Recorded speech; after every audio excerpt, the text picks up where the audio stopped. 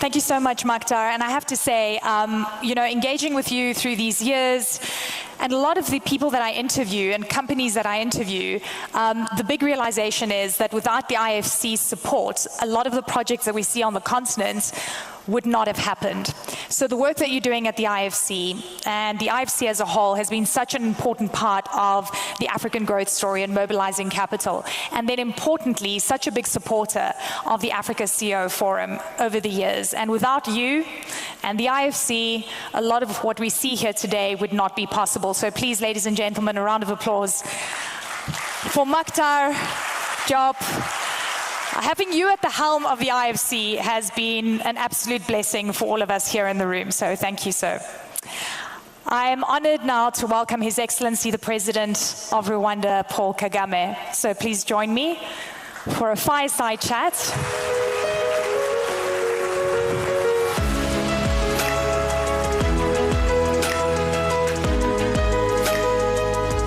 Mr. President, an honor. Thank you, sir. Please take a seat. Fantastic to be back. You're welcome. Thank you. I always feel very welcome here, and it's interesting to come at this time in the world. I mean, we've seen so many cycles, but I have to say, possibly nothing like this has ever happened in the global economy. And I'm wondering how you are looking at not only the short-term trends, the long-term trends, but also, we know the old adage, within every crisis there's always opportunity. And there's a lot of agency on the continent that we haven't seen before. So how are you weighing things up, and what do you think the moment calls for the African continent and for you in Rwanda? Well, thank you, Eleni, and welcome to Kigali. But let me take this opportunity to welcome and thank each one of the leaders here, heads of state, vice presidents, prime ministers, senior executives of different industries. I want to welcome you to Kigali and thank you very much for honoring our invitation and being here with us. Of course, I want to thank Amir and his team, Jeune Afrique, for having thought of this idea to bring people together in this manner that has been operational for a number of years. I want to appreciate the work they are doing, and also the comments Amir made earlier, which really encapsulate all that we need to say and maybe best on to do a number of things. So I thank you all for being here. Thank you very much. Now, back to the question.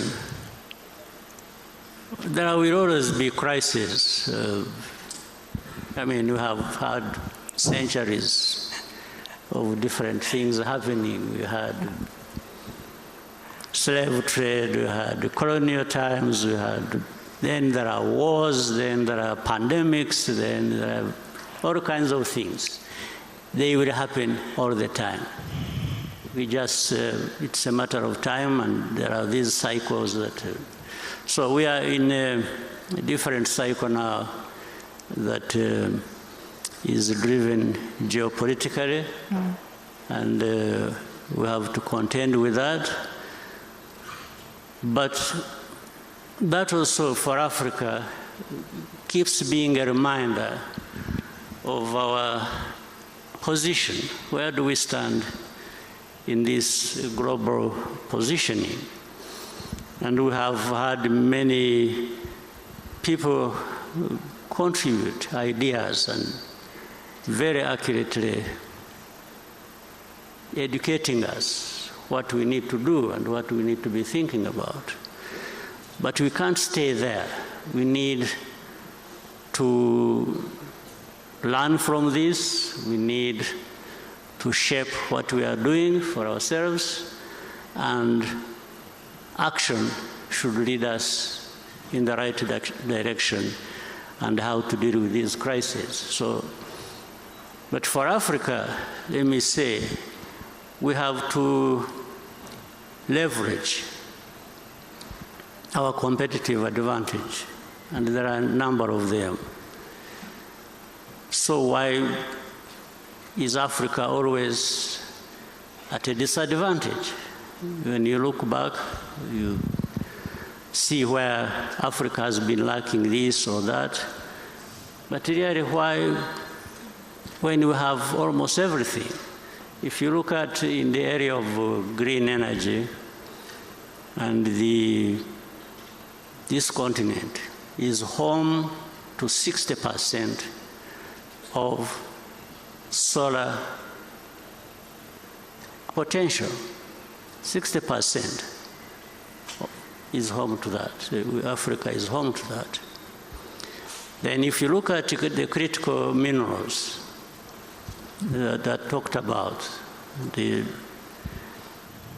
all of them, or the majority, are on the continent for making batteries and so on and so forth. And different powers are fighting over that. But Africa, that has a lot of that, is silent or losing most of it cheaply to those who have the power and know what they want to do. Look at human capital. In terms of human capital, Africa has abundance of that. In fact, whether maybe by now already or in a few years to come, Africa will be having the largest middle class in the world. So how can we have these resources?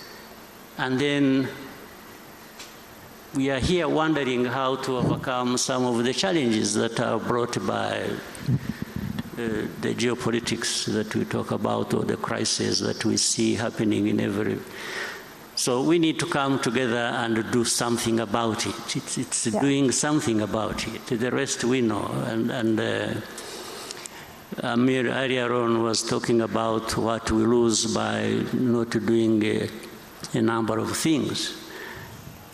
I think we lose a lot more even by not doing what we have to do.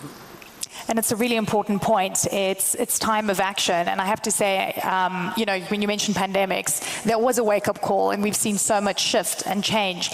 But, you know, watching what's been going on with the way African leaders have been approaching bad deals that are getting on their table. I mean, Zimbabwe, Zambia, as well as Ghana, saying no to mineral deals because it was about extraction in return for healthcare programs and so forth. And frankly, I'm sure a lot of you in the room know that you've been very vocal about the kind of bullying tactics, the coercive tactics that have been used by the West, specifically the US.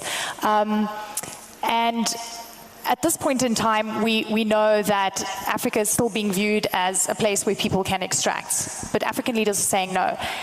Also threats about sanctions consistently, not only against African nations, but other countries. Rwanda yourselves are dealing with US sanctions since March this year with the issue regarding the DRC.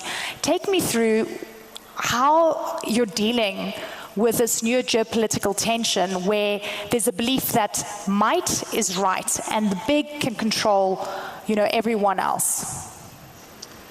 Well, it's a crisis in a sense, but brought about by the same thing, Africa not leveraging our capacity, our potential, our, you know, energy of the people of our continent is just locked out there. And it's a situation where the powers that be are holding a whip in their hands. They're using a stick to beat up whoever they want to beat up in order to, they are no longer even hiding it. It's just in the open. It's like in the situation you're talking about, we have in the region of Congo and the other crises that also, in a way, involve Rwanda and other countries in our region. Yeah, sanctions, one has, first of all, are they justified? And it is not just in this case of Rwanda, but in other cases. Sometimes sanctions are just applied in a case of the one who provides less than the other. Yes, so it goes in the favor of the highest bidder. When somebody knows they will extract more from a certain place, they will be more favorable to that place, even if they are the ones in the wrong. Do you believe that all roads lead to mineral deals? Is that what you're saying? I mean, it is in the open. Yeah. It is, I don't have to say much. And in some cases, to operate like in the very old days, there is a lot of cynicism in this. In the old days, the kings and so on and so forth used to give their in-laws, their children, powers to say, go and control something somewhere. And that's happening today here. Yeah. Yes, they just give somebody, say, go and get whatever you want to, and do whatever you want to do in that region. That is how Africa is treated. So these powers you see that come here lecturing people on democracy, human rights, and they are doing it with one arm, and the other, they are just taking away everything that people own. So, and this is what is critical. This is why Africa, leaders of Africa, some of whom are here, brothers, and the CEOs and other Africans, I think we need to give ourselves value of some kind. We can't just be people who are waiting to be ripped off by somebody who is shrewd enough and has the power to come. No, we must be able to say no. And we've seen those no's. We've seen some of those. I mean, do you believe, sanctions are used, a coercive method to get countries to capitulate. Are you going to capitulate? I never capitulated in a war situation. This is not a bad situation as such. Well, it hurts, absolutely. Yeah. And that's what it is meant to do. It is meant, sanctions or different measures are meant to hurt people. So in a way, we are hurt. But I think we would be hurt more by not doing what we are doing. So it's always, you make a calculation. Yes. So, and it is not so difficult to say no. In fact, it costs more to say yes to the wrong thing. Yeah. So we are here, but all these things come to pass in one form or another. Even those who have been given the gift of messing us up, one day they will not live long enough to see the gains from exploiting people or doing unjust things. So I think each one of us, countries in Africa, and mainly and most importantly together, there is a lot we can do to raise Africa, to raise ourselves to the level where it should be, and don't mind about these powers that think they own the world and the heaven and everything else.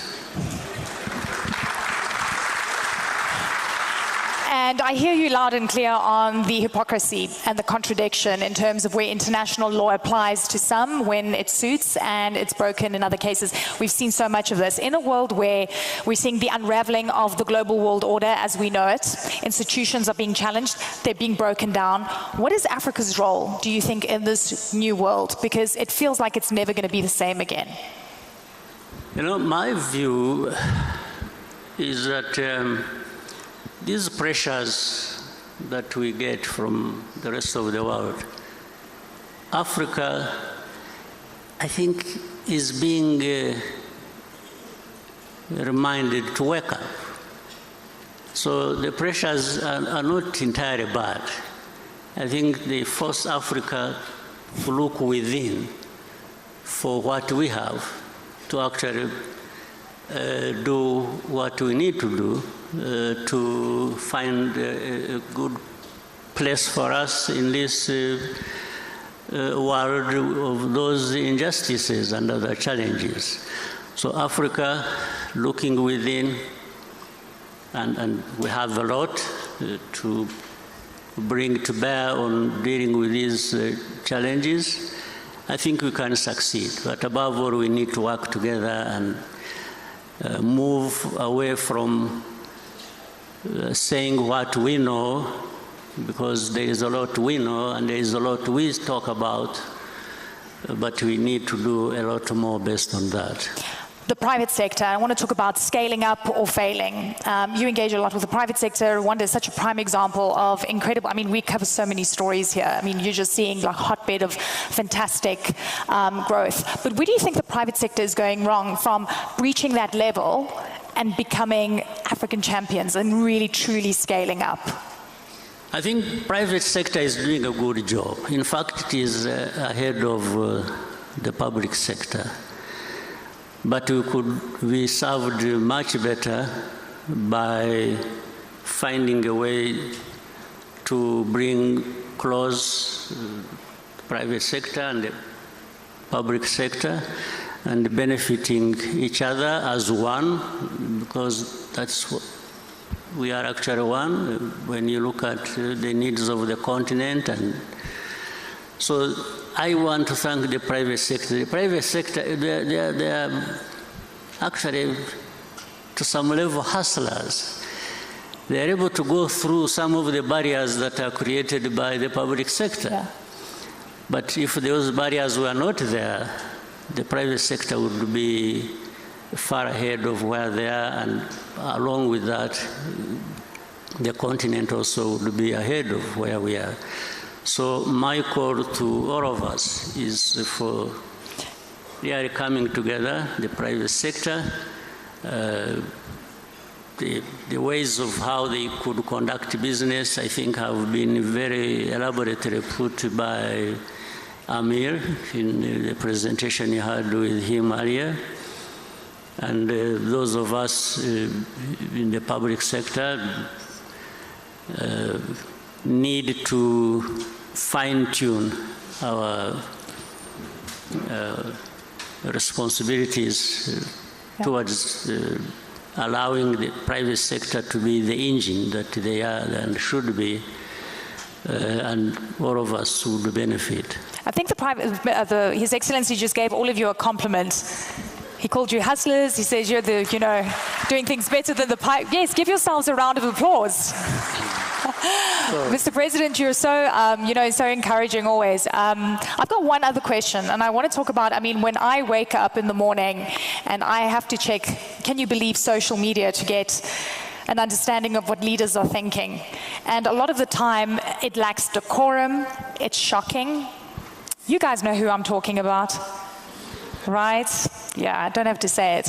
What do you think of the way global leaders, the strongest leaders on this planet, are speaking right now? I'm sure do you wake up and check what people are saying, on social media? Do you get shocked? What shocked you the most?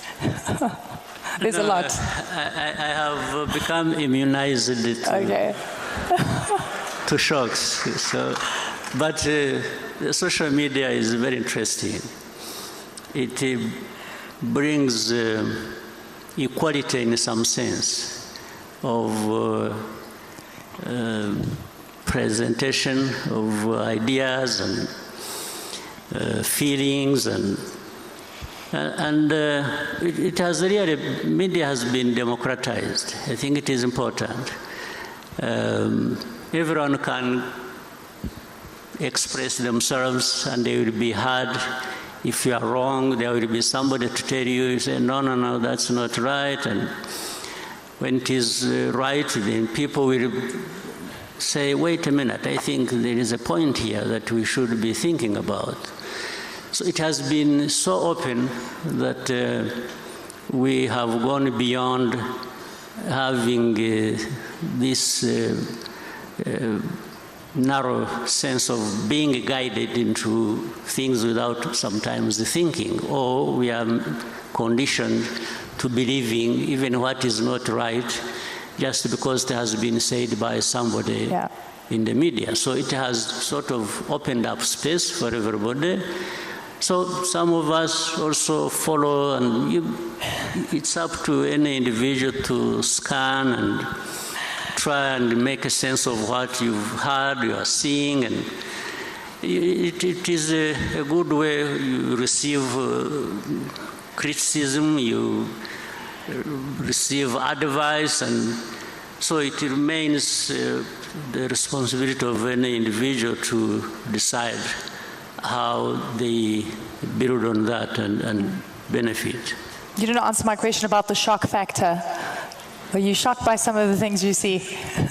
I'm not, I said I've been immunized. Immunized, okay. I'm not shocked about I understand where the world we live in. Yeah, it's changed, right? It's completely different. Yeah, for the 30-something years of my life, in the last 30 years, if you look at, I think, we come to understand there will be things that would otherwise be shocking, but they don't shock because we have been there. That's true. Mr. President, final word. What do you want people to walk away with from this forum as we say goodbye? Well, always it's a good opportunity, but I want people to know that each one of the people in this room and beyond have something to contribute and to benefit from, and benefit each other, and the continent has a lot that is not being put to good use, and it is up to us. It's not people from anywhere else to be able to raise ourselves to that level where we should be. Ladies and gentlemen, please help me thank His Excellency the President of Rwanda, Paul Kagame. What an honor to speak to you, sir. Thank you so much. Thank you very much. Thank you. Thank you. Thank you so much.